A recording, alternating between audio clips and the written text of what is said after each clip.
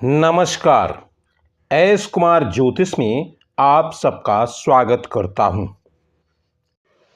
आज हम बात करेंगे कुंडली के अनुसार मृत्यु कारक योगों के बारे में।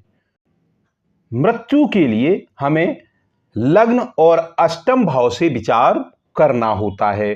तो आइए जानते हैं।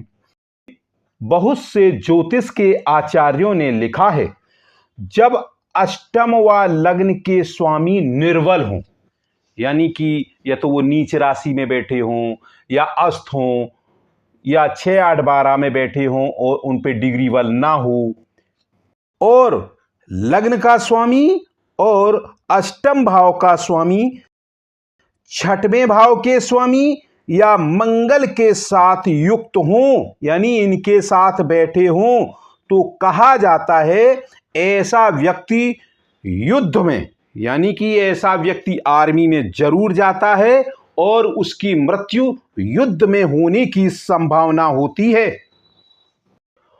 और इसी प्रकार यदि किसी जातक की कुंडली में नवम भाव में सूर्य और चंद्रमा स्थित हों, यानी कि दोनों एक साथ युति बना रहे हों, तो ऐसे व्यक्ति के पिता नेवी में नौकरी करने वाले होते हैं और उनकी मृत्यु जल से संबंधित किसी दुर्घटना में होती है।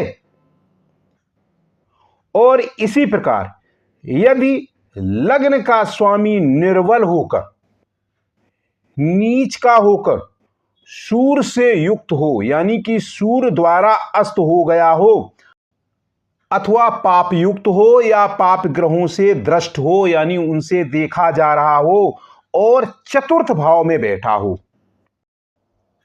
तथा निर्बल जली ग्रहों से चतुर्थ भाव के स्वामी का संबंध हो या उनके साथ योग हो।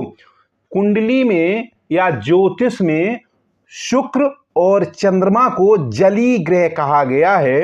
यदि चतुर्थ भाव के स्वामी का चंद्रमा या शुक्र के साथ संबंध हो या उनसे युति बना रहा हो, तो ऐसे व्यक्ति के पिता की मृत्यु भी जल से संबंधित दुर्घटना में होती है।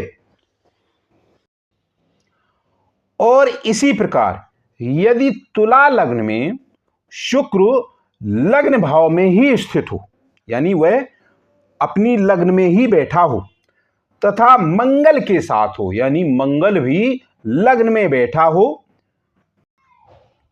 तो ऐसे व्यक्ति की युद्ध में, यानी युद्ध क्षेत्र में किसी आग्नेयास्त्र लगने से मृत्यु होने की संभावना होती है।